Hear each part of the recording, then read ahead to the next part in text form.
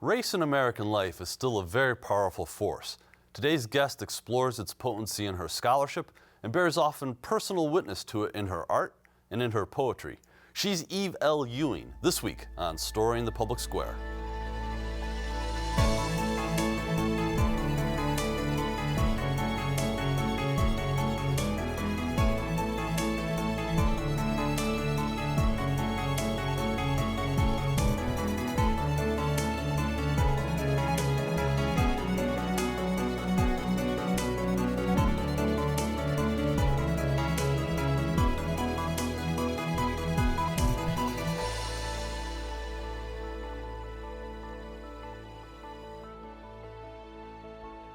Hello and welcome to Story in the Public Square, where storytelling meets public affairs. I'm Jim Ludis from the Pell Center at Salve Regina University, alongside my friend and co-host G. Wayne Miller from the Providence Journal. For 28 minutes every week, we sit down with artists, scholars, journalists, and storytellers in every medium to explore the power of story in public life. On rare occasions, we find someone who is accomplished in more than one medium, but few have ever embraced the power of narrative and analysis in the way today's guest has. Eve L. Ewing is assistant professor in the School of Social Service Administration at the University of Chicago and the author of two forthcoming books. One, Electric Arches, is a collection of poems. The second, When the Bell Stops Ringing, looks at the factors shaping America's schools. Eve, thank you for joining with us. Thank you so much for having me. So you are an educator and a scholar, but you're also an artist and a poet. Correct. And let's unpack that a little bit. Sure. So as a scholar, you're a sociologist. You focus on issues of race and education, urban life in America. In fact, the book that I mentioned, When the Bell Stops Ringing, you talk about the factors shaping American education. What are those factors? Yes, thank you. So the book is specifically about the issue of school closings, which is something that has gotten a lot of media attention in large urban districts serving students of color, and specifically the way that race and racism and the history of race and racism in some of America's most segregated cities, especially Chicago, has influenced those policy decisions. So it uses the story of the closure of 50 public schools in Chicago in 2013 as a lens to talk about these broader issues, which do include race, inequality, and things that, in my opinion, are really shaping the fabric of what public schools look like today. Is the argument, we've had guests on the show before who dismissed the idea that what's happening beyond the school doors is a determining factor in the success of schools. Where do you fall on that? Yeah, I'm a big believer. So I was a middle school teacher, and I think most people who have interacted with children, whether as a parent or an educator, community member, we understand that children come through what we call an ecological landscape, right? So in the same way that a plant or an animal is a product of its environment, the same is true of all of us as human beings and children. So when kids walk through the door of a school building, they bring with them their parents' unemployment, the mental health issues they may be facing, the violence in their communities, the fact that they're hungry or don't have adequate health care. Those things, unfortunately, do not get left at the door when a child sits down in a classroom every day, and those are the things that educators have to contend with. All right, so I think we're probably going to come back to education Sure. in a moment, but let's also now unpack your work as a poet and as an artist. Your new book, Electric Arches, out in September, explores and recounts your childhood. Is that safe to say? Yeah, I call it true stories from the past and future. So some of the poems in the book are retellings or revisitings of things that occurred to me in childhood or growing up. It's really a coming of age story. And a lot of the book is also imagining an alternate present or an alternate future. It's a book that tries to engage in world building, even a little bit of speculative fiction. You have kindly agreed to read an excerpt from one of the poems Yes. in that forthcoming volume. Sure. So if you could do that, we would be delighted to hear it. Oh, thank you. So this poem is called Origin Story. This is true. My mother and my father met at the Greyhound bus station in the mid-'80s in Chicago. My mother, all thick glass and afro puff, came west on the train when she was 19, lived in a friend's house and cared for her children, played tambourine in a Shaka Khan cover band. My father, all sleeveless and soft-eye, ran away from home when he was 17, mimeographed communist newspapers, and drew comic books, like this one, for sale, $1. My mother bought one. Love is like a comic book. It's fragile, and the best we can do is protect it in whatever clumsy ways we can. Plastic and cardboard, dark rooms and boxes, and in this way, something never meant to last might find its way to another decade, another home, an attic, a basement, intact. Love is paper. And if my parents' love was a comic book, it never saw polyvinyl, never felt a backing. It was curled into a back pocket for a day at the park, lent to a friend, read under covers, reread hanging upside down over the back of the couch, memorized, mishandled, worn thin, staples rusted. And a love like that doesn't last, but it has a good ending. What a marvelous poem. Thank you. I'm hearing it in my head even after you've read it. Thank you. It's obviously very evocative of a certain time in American history, a certain time in your life, your childhood, and before your childhood. What are you trying to tell people today through that poem? I mean, it captures so many things that I guess we could use the rest of the show to talk about it, but in essence, what are you trying to convey to today's reader through that poem? You know, I'm a big nerd, and I grew up reading a lot And a great poet. Thank you. That's a good combination. I grew up reading a lot of comic books, and so this idea of an origin story, right, for any comic book nerd is paramount. For every superhero, the idea is that where they came from or their genesis shapes something about their life. And so I think that that's true of all of us, that we carry stories within us that may seem plain or uninteresting, but that actually shape who we are and make us who we are, and can be quite glorious. So part of the purpose of the poem is to help all of us see those everyday stories that are really special, really magical. Especially for me, you know, part of the poem is inspired by the fact of meeting people who said, oh, my friends, you know, my parents met in college, or they met at law school, or things like that. And I thought, well, my parents met at the Greyhound bus station. But I still think that's kind of cool and a story worth telling. So the poem is really about those stories within all of us. Do you, so you work the scholarly side of you, the artistic side of you. How do those two come together? As I mentioned in the intro that we often see people who are very gifted analysts, but you know, if they've got a novel buried away somewhere, it's never seen the light of day and probably won't. Right. It's exceptional to find someone who's so comfortable in working both sides of the brain, if you will. How long have you known that you had this dichotomy within you? Thank you. I mean, I think that for me, inside me, these things never seem separate. And they're all part of the same project of looking at the world. You know, what a writer does is look at the world and think about how strange and special it is, and also how familiar it is. And also, I'm somebody who's very invested in trying to construct a better world for myself, for my family, and my community. And I see scholarship and art both as really two different ways of doing that. You know, you can construct a better world by saying, I'm going to write this sociology book that lays out all of this inequality and things that we can change and make better. But as a poet, you can just make a different world. You can just write it differently than it currently is and imagine something else that I think can serve as a blueprint for action.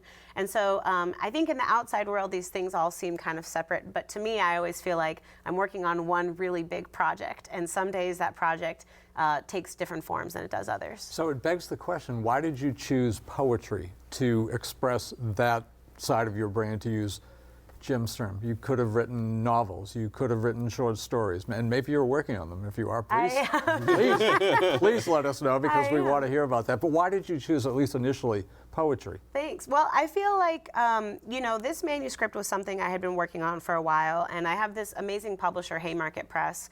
And Haymarket is great because they have a sort of social and political mission as a nonprofit publisher in Chicago. And they publish mostly not poets. They have books out by Angela Davis and Dave Zirin and people that really are thinking critically about politics and culture. And so I felt like it was an opportunity to enter with poetry into that conversation. But I am working on some other projects. There's a short story in this book and a couple of lyric essays as well. I really struggle to write fiction. I love fiction so desperately, and I find it very difficult to write. I am working on a children's book, so we'll see. I have a lot of projects and not as much time as I'd like to do them. And then also lots of research papers and things like that. So how do you decide whether or not to give something voice in a poem, or to write an article for the Atlantic or for a peer-reviewed academic journal? Is there something that says this is the vehicle for this particular issue? Yeah, that's a great question. I feel very fortunate that I have a lot of opportunities to do each of those different things. And I think it's really a question of audience. So sometimes I'm thinking, you know, I really want to talk to lots and lots and lots of people, which means that maybe this should be in the Atlantic or the New Yorker or New York Times or something like that. But I also, and you know, scholarly work, the conundrum of scholars is that we know that our work is by definition read by very, very few people. So it's really about the audience that I'm trying to reach. But at the same time, I do really believe in trying to push those boundaries. I think we make a lot of assumptions about who work is for and how accessible it is or isn't. You know, I wrote a piece for the New Yorker a couple weeks ago, or a couple years ago, that I this past week sat down with a group of high school students, Chicago public high school students, who had read it and had very detailed questions and feedback for me. I have gone to classes, creative writing classes in prison, and have people have read that article and have very constructive, thoughtful, critical, detailed feedback. So I think a lot of the presumptions we make about audience are really faulty, and that readers will really rise to the occasion and meet you where you're at if you try to meet them where they're at. So I want to take a little side trip here. We always talk about craft on this show. Yay. Jim and I are both writers, and our writing overlaps in a lot of ways. What is your typical workday like? I mean, I'm imagining you wake up on the yeah, and you get 4 hours sleep or less. But seriously, you begin your day? I mean, just walk us through a typical sort of writing day. Sure. Well, my first job after college was to be a public school teacher. And to be a public school teacher, you need a lot of discipline. So I learned at a pretty young age to structure my time. I'm a big believer in waking up and writing in the morning. At most mornings I wake up and I either run or write, because those are two things that you pretty much have to get them done. And if I struggle for 2 or 3 hours of writing, that maybe feels like crawling through sand across the beach, but it's done. You know that feeling, right? It's horrifying. Every writer, rather paradoxically, hates writing, right? But then it's done. And so I usually try to go with writing and then reading and then working on other tasks. I also spend a lot of time going around the city and meeting with different people. I visit classrooms, I talk to kids, I meet with community groups, I meet with teachers. I do a lot of cultural organizing, and those things are also always feeding my writing process. I ride the public transportation around Chicago a lot, and I get a lot of ideas for sociological questions by just seeing people out and about and the things that they're facing. You know, I had a conversation with an older gentleman at the bus stop who had ridden the bus 60 blocks to get groceries because the grocery store close to him had closed down, right? So this is an issue, food deserts, which we hear talked about all the time in the public, but there's something different to sit down and speak with an elderly neighbor and say, sir, you know, you just went to this grocery store, what about that? And to hear him say, yeah, you know, this is the only place I can go. So things like that allow me to interact with people all day give me a lot of ideas as well. I love my work, so that's helpful. That makes a huge difference. Yes. Helpful. We're going to take a quick moment for station identification. This is Storying the Public Square, where storytelling meets public affairs. I'm Jim Lutis from the Pell Center at Salve Regina University in historic Newport, Rhode Island. If you want to follow me on Twitter, and I hope you do, I'm at JM Lutis. My co-host and great colleague is an award-winning journalist with the Providence Journal, G. Wayne Miller. He wants you to follow him on Twitter too. He's at G. Wayne Miller. Each episode is produced by a great team of professionals at Rhode Island PBS. Storying the Public Square can be heard 3 times each weekend on Sirius XM Satellite Radio's popular Politics of the United States channel, the POTUS channel 124. And subscribers can listen to previous episodes anytime on the Sirius XM app. Our guest this week is a tremendously talented scholar, poet, educator, and artist from the University of Chicago, Eve L. Ewing. You want to follow her on Twitter too. She's at Eve Ewing, EVEEWING. So Eve, you mentioned that you had worked as a teacher, and there's a piece in Electric Arches that you describe as an installation. It looks like a teacher's blackboard, and there is your time management skills on display where there are different agenda items for the students that day. I read it as someone who has spent a lot of time around educators in my family and recognize in it that you're trying to communicate something that a lot of people don't know about teaching and being a teacher. What is that? Yeah, so I developed that piece at the beginning of the Chicago Public School teacher strike that was happening in 2011. And something that fascinated me, teaching is a historically feminized profession. And a lot of the policy issues that we see with the way teachers are treated in public education, historians of education will tell you are derived partially from the fact that it's always a profession that since the 1800s or so has been primarily occupied by women.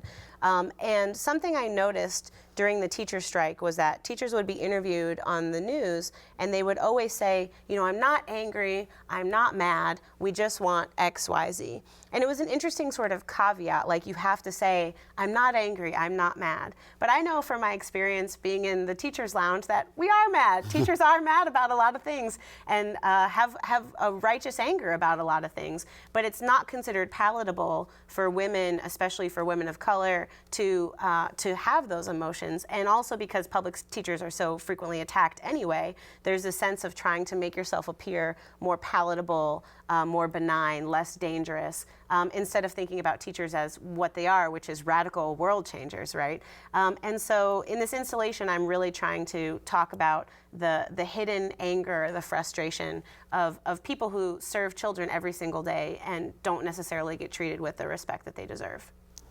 Jim and I are of like mind that teachers are undervalued in the society in many different ways, along with social workers and other very important members of society who I think are underpaid and certainly undervalued. How do you respond to that criticism that teachers, they belong to unions and all they want to do is get more money and go on strike and blah, blah, blah, blah, blah. I'm getting sick even recounting it. But you do hear all this on Yes, talk shows and you absolutely. hear it other places. How do you respond to that? It's such a critical job.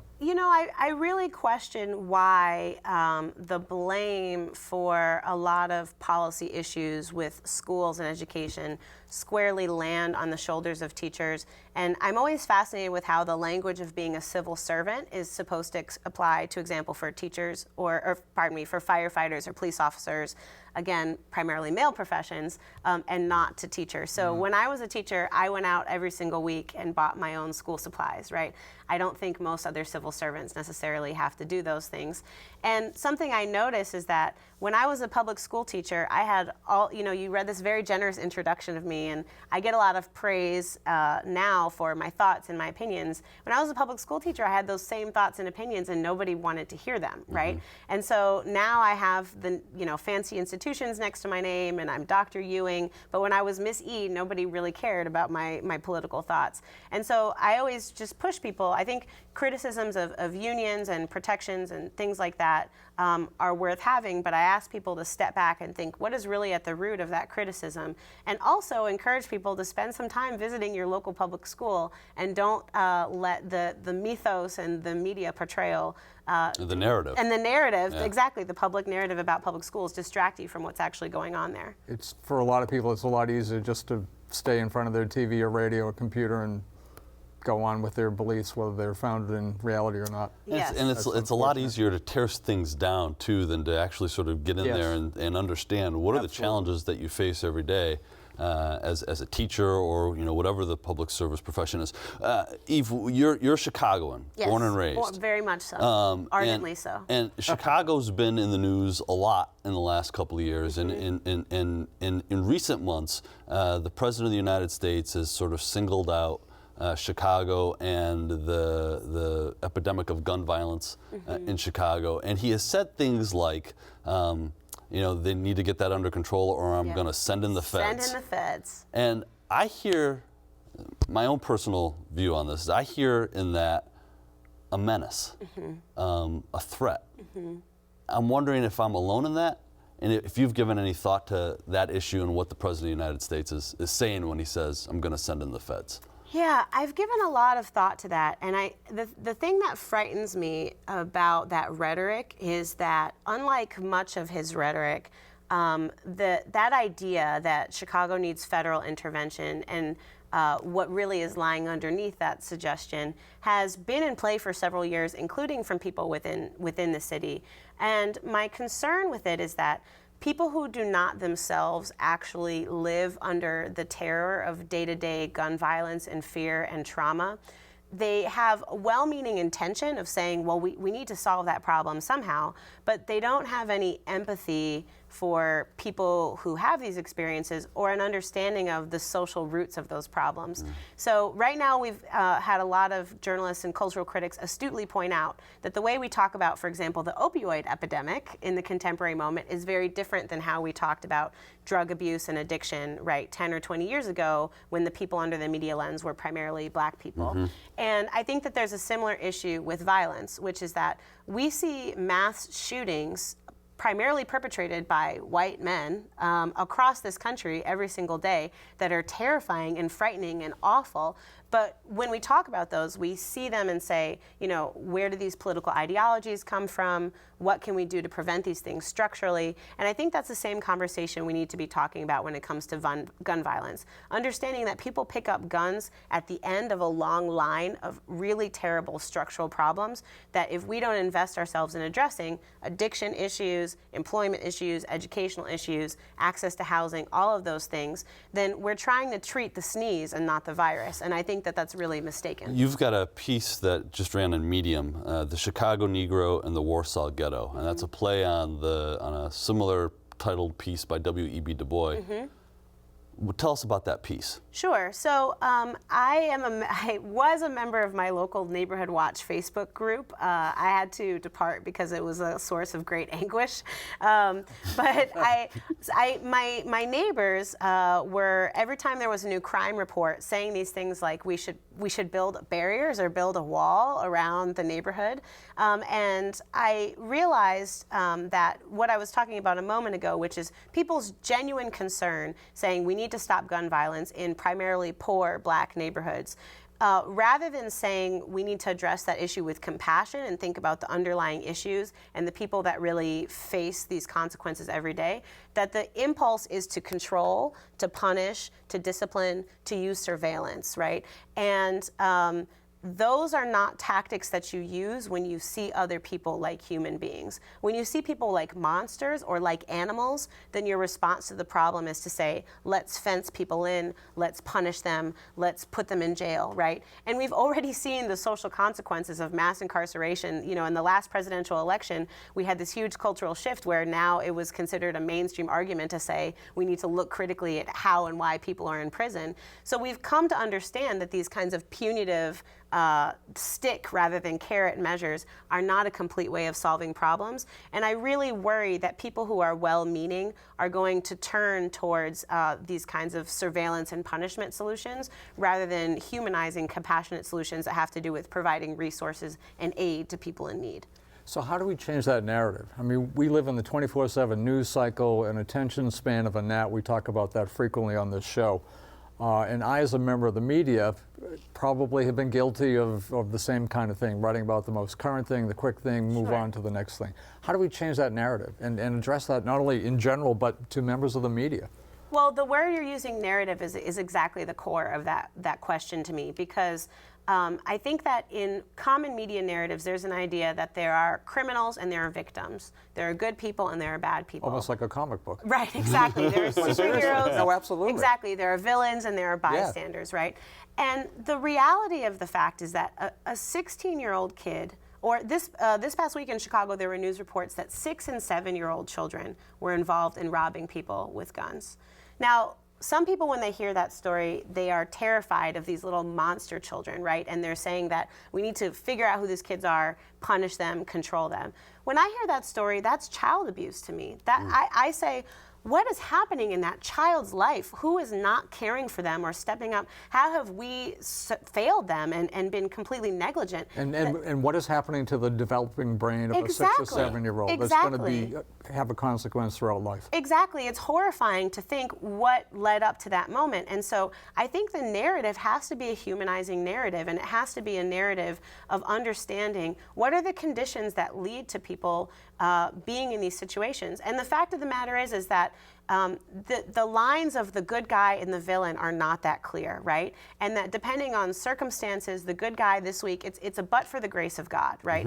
And the person who is the villain is also somebody's family member. Them going to jail is also going to have an impact on a child or a family or a mother or a community, right? And so rather than having these harsh lines, we need to look and say, much in the same way we're doing with the narrative around the opioid crisis now, right? We're not looking at people who are addicts and saying, you know, this is a bad person. We're looking and saying, this could be your sister, your brother, your cousin, your neighbor, and there are circumstances that are leading to this situation. How can we all take ownership of ameliorating those circumstances rather than demonizing that person? And I think the media and storytellers in the media have a role to play in that. Absolutely. So you came to our attention because of a piece that you wrote for the New York Times back in April, Why Authoritarians Attack the Arts. We've only got about 2.5 minutes left, so let me just ask you, why do authoritarians attack the arts? Sure. This goes back to, you know, the question of being simultaneously a scholar and also an artist.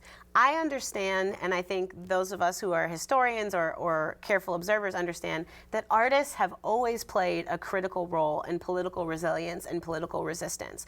And not just in art that is overtly political, right? Not just art that's a poster that says, I hate the president or something like that, but also in merely existing. People with disabilities, people of color, queer people, Muslim people are under attack by this presidential administration. And art that reminds everyone else that these are people, right? That undocumented people are people, that women are people, is a tacit attack at that agenda. And so I think that throughout history, and as I'm arguing in the piece, in the contemporary moment, we have to be alert of this happening, that a clapdown on the arts is really a step towards authoritarianism that is frightening and also very smart. Because it just provides one less resistance to the rise of fascism. And you see a link between that and the effort to slash the budget for the National Endowment for the Arts. Very much so, very much so. You write in one of your poems about your first experience with open racism. Talk about that. And you've got to do it, unfortunately, in about a minute. This always happens to us. No problem, no problem. Yes, so I was called the N-word as a child when I was maybe 5 or 6 years old, riding my bicycle down the street. And something I always like to remind people, you know, oftentimes white people or people who occupy positions of privilege are very uncomfortable with conversations about race. And for people of color in America, for Black people, for Native people, for Latinx and Asian people, we don't actually have the choice to opt in or opt out of having conversations about race. My mother had to explain to a first grader what this word meant, and also had to support me in still loving and caring for myself and affirming myself. And so I think it's really important to acknowledge that difference of experience, and that all of us can work together on this project of racial justice by first having the conversation, using powerful narrative to have the conversation, because for some of us it's not an option. Ewing, a wonderful point to leave it on. Thank you so much for being with us. It was a joy to be here. The book is Electric Arches. It's available for pre-order now. We want to thank you for joining us this week and every week. If you want to learn more about storing the public square, please visit pellcenter.org, where you can also catch up on previous episodes. And as always, you can follow us on Facebook and Twitter. For G. Wayne Miller, I'm Jim Ludis. We'll see you next time.